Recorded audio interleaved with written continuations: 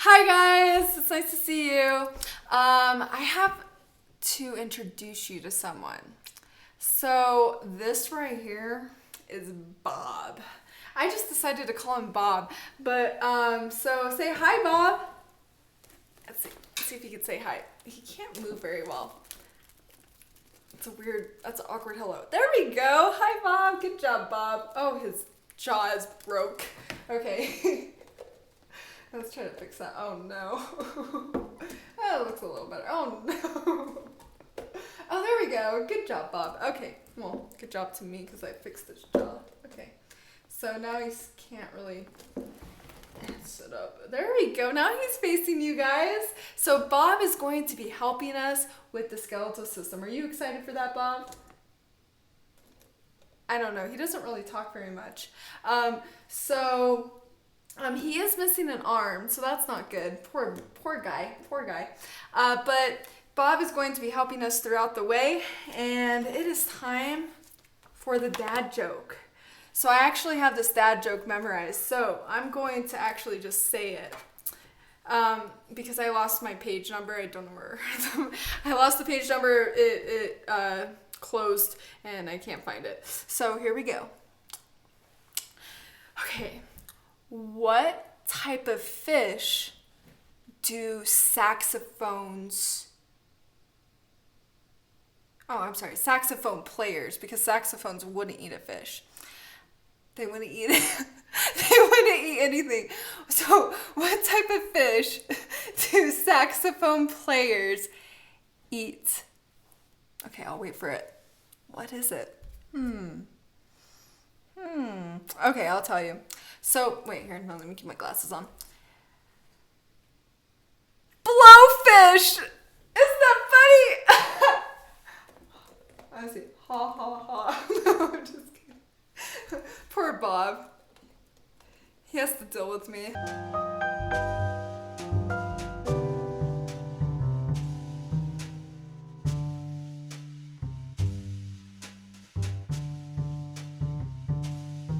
That was weird. Okay. I like playing with it. Bob is funny. Okay, so we're gonna go ahead and get started. Did you hear that saxophone? That was fun, wasn't it? I'm getting better at these videos. Okay, so let's go ahead and get started. So the learning target for today, I will be able to describe the different parts of the skeletal system and how they function. So we're going to be looking at the different parts, such as red marrow and yellow marrow. We're going to talk about the different types of bone. We're going to talk about compact bone and spongy bone. And we're going to learn about all of the different types of functions. Are you ready?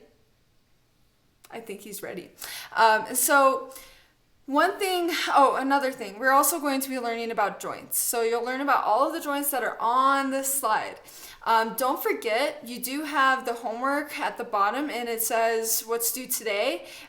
Make sure you're keeping that up. It tells you what's due tomorrow. So make sure you're ready for that when you watch this video, so you can write on the right side column of those notes, and I'll just check it when we return. So you should be on page 141, and you should go to the right side column of your notes on page 141. But before we do the rest or start the notes, you have a lesson Google Doc every day, and it's due by 3. And if you don't turn in by 3, I mark you absent. Now, if you turn it in later and I see that you turn it in later, I will mark you present, and maybe tardy. I don't know how to do that, but just make sure you try to put it in by 3. Most of you did, so great job. It was a great first day. Also, make sure you're answering the questions. So if you just turn it in without any questions answered, you're going to get marked absent. So please make sure you're answering those questions. You need to stay up to date on these because the unit tests get really hard. Okay, so let's go ahead and get started. All right, so the first thing that we're going to do is we're going to learn about the skeletal system. So the skeletal system, we're going to learn about the skeletal system this whole lesson, but we're going to learn about the functions. So I want you to write as the topic skeletal system functions, okay? So the skeletal system, it works with your muscles for movement. So this guy, he has a really hard time moving. I had a really hard time making him say hi. And the reason why he has a hard time saying hi is because he doesn't have any muscles. So not only do you need bones to move, you need muscles to move. They work together. And so one without the other just doesn't work. His bones probably wouldn't really be together too much if he didn't have muscles. Right now they are connected by metal, but he also needs muscles for movement. Isn't that right, Bob? See, he can't even move his head. He can't even nod. Poor guy. Okay, anyway,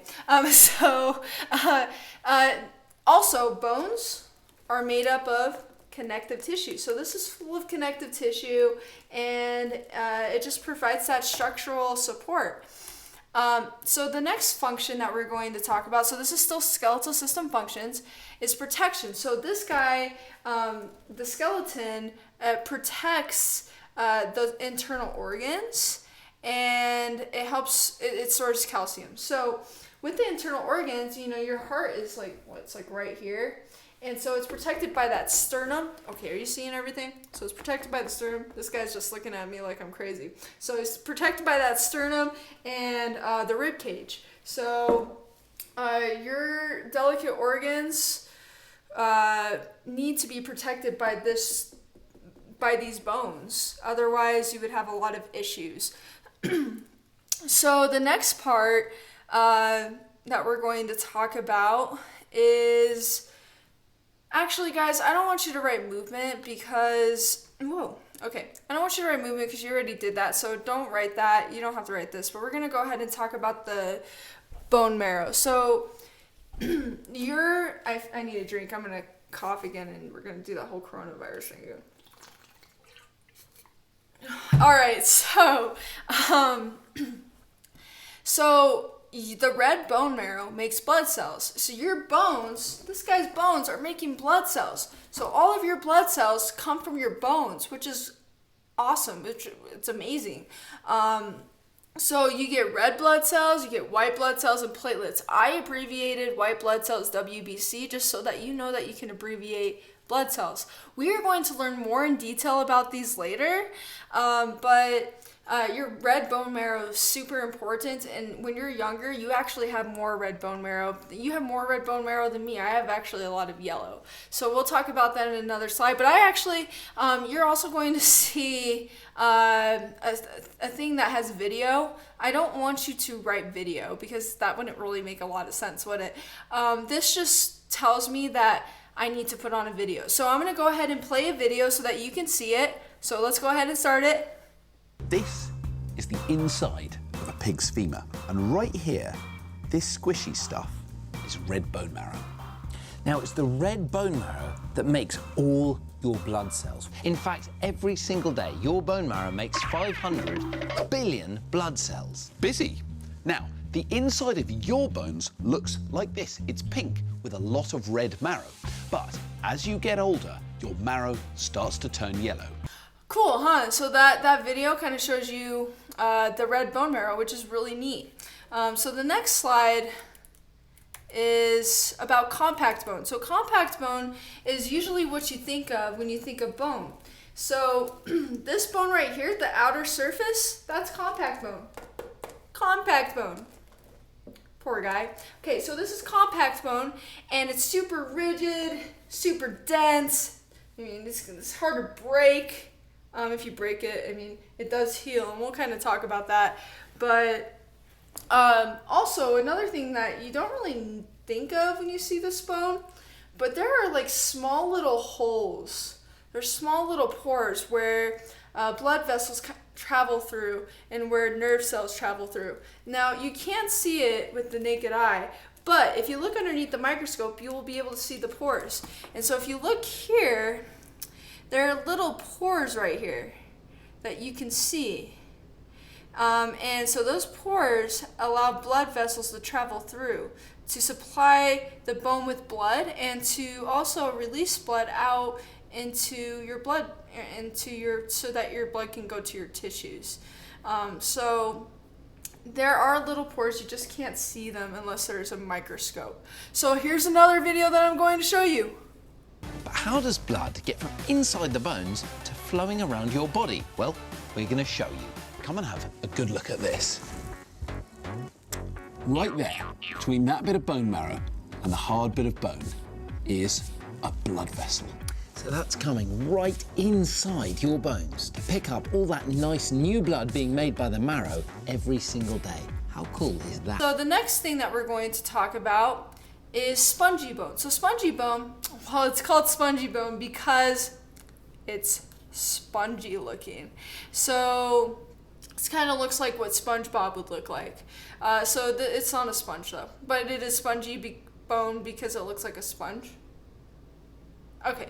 Anyway, so it just contains a lot of pores, just like sponges do. Okay. And also, it just allows for better exchange of nutrients in blood. So the compact bone isn't enough. You need that spongy bone to also allow for exchange. And so you can see the spongy bone right here. And so that just allows nutrients to get in pretty easily and out pretty easily. And so the sponge, or the bone, actually I didn't really talk about this a whole lot, but your bone does store calcium. And sometimes it stores excess calcium. And calcium is used for other things as well, such as to help your heartbeat. So sometimes that calcium needs to be used for helping your heartbeat as well. So there's a variety of functions with calcium. It also kind of helps with the contraction of muscles as well. But you'll know that more in bio. Okay, so bone marrow. Okay, we've talked about this, but red bone marrow. In fact, you know what? You don't have to write this part because we already wrote it. But I do want you to write yellow bone marrow. Okay, so yellow bone marrow, if you want to write this, you can. It's up to you. Just make sure you know that red bone marrow produces the blood cells, and yellow bone marrow is actually made up of fatty tissue. And so if you look here, when you're a baby, you basically just have red bone marrow. And so when you're younger, you actually have more red bone marrow than if you were older, because you need more blood cells in order to help you grow. So as you get older, this is basically what my bone looks like now, you start to, the red marrow starts to turn into yellow marrow, and it starts to become fatty tissue that gets built up into your bone. And so that's what this is showing. So when you're younger, you do need more of that red bone marrow, and then as you get older, you don't need as much, so it turns to yellow marrow. So I'm going to show you a video of what yellow marrow looks like. Are you ready to see that? It'll be pretty cool, huh? All right, let's see it. Chris, the yellow bone marrow. Coming right up. This is the inside of an adult cow's leg bone. This yellow bone marrow is a much lighter colour. It's very soft and squidgy, and that's because it's mostly fat cells. This is what your mum and dad's bone marrow looks like. And that's because your body needs more blood when it's growing a lot. But as you get older and you don't have so much growing to do, some of the red marrow, which makes blood, turns to yellow marrow, which is basically a fat store. So you have more red marrow than a grown-up. Now we're going to be talking about joints. So with the joints, Bob, are you ready? Before we talk about joints, though, we need to talk about ligaments. So ligaments attach bone to bone. Now this guy right here, you don't really see the ligaments. In fact, you can think of the metal. Do you see the metal? So the metal is, you can think of it as acting like the ligaments, and so they connect bone to bone. And so we'll talk about tendons as well, which this guy doesn't have because he doesn't have muscles. The first joint that we're going to talk about is the ball and socket joint. So the ball and socket joint, do you know what that is? Do you know an example? Okay, you were right, the shoulder. Okay, so the shoulder, it can move all around, has a wide range of motion. Here, I'm going to also demonstrate that. It has a wide range of motion. That actually felt really nice. It's like a nice, oh my goodness. has a nice stretch. Okay, anyway, don't want to spill my water bottle. Okay, and a great example is the shoulder. You also have your hip joint, which I'm not going to show you, but I have a video for this, so let's go ahead and play that video. The two ball and socket joints of the body are at the hip and the shoulder. The hip has a deep socket, which gives it stability but limits some range of motion. The shoulder joint has a shallower socket, which gives it greater range of motion but takes away some stability. Maybe that's why a dislocated shoulder is so common. Ouch. Wasn't that weird when the joint kind of popped out? Well, kind of happened over here to this guy, but I thought that was really kind of weird and cool. So the hinge joint, now the hinge joint, are you ready for the hinge joint? The hinge joint, what do you guys think? A hinge. 2 or more bones. Well, the example here is the example's not right there yet, but it can only flex and extend. So can you think of any place where you just flex? Yes, exactly. Your elbow. So your elbow joint or your knee joint. So he's flexing. Pretend that he has like a bicep. He's flexing and extending. Flex and extend. So your knee joint also does that, and so that's a hinge joint. It's like the hinge of a door.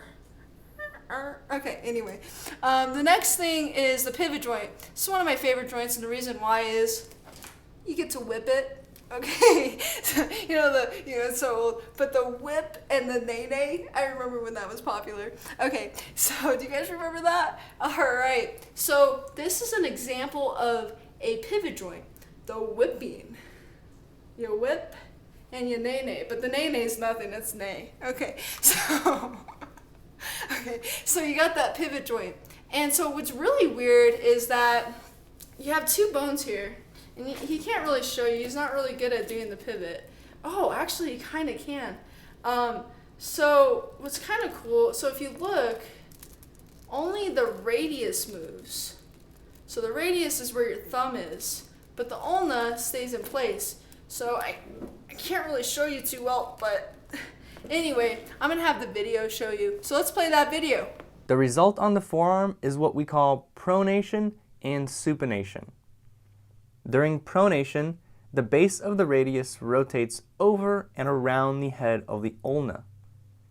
The ulna stays relatively still. Remember, the hinge joint at the elbow prevents the ulna from twisting. So all of that twisting happens at the radius. One more video. I'm sorry, not one more video, one more slide. Whew, I'm losing my mind, Bob. Okay, so the gliding joint. So the gliding joint, are you gonna stay still? Okay. So the gliding joint is basically within your wrists and in your ankles. And so with the wrists and the ankles, whoops. Okay. So you have all of these little, what are known as carpals, which you'll learn in the next video. So there's carpals, and if you move them around, they kind of glide around. And so this is the gliding joint. They kind of glide past one another in any direction. So that's kind of weird. But so that's the gliding joint. It's also in your ankles as well. All right, Bob. All right, students. It was nice seeing you guys, even though I didn't really get to see you. But so we hopefully reached the learning target. I'm trying to make this fun and exciting as possible. I really wish I was with you all. Until next time. In fact, before we go, you need to make sure you open up that lesson doc, because the next video is you're gonna label the bones with me. So we're gonna do that in another video because I don't want this to be too long. So I'll see you guys later. See you in the next video. Bye. Say bye, Bob. Bye, students.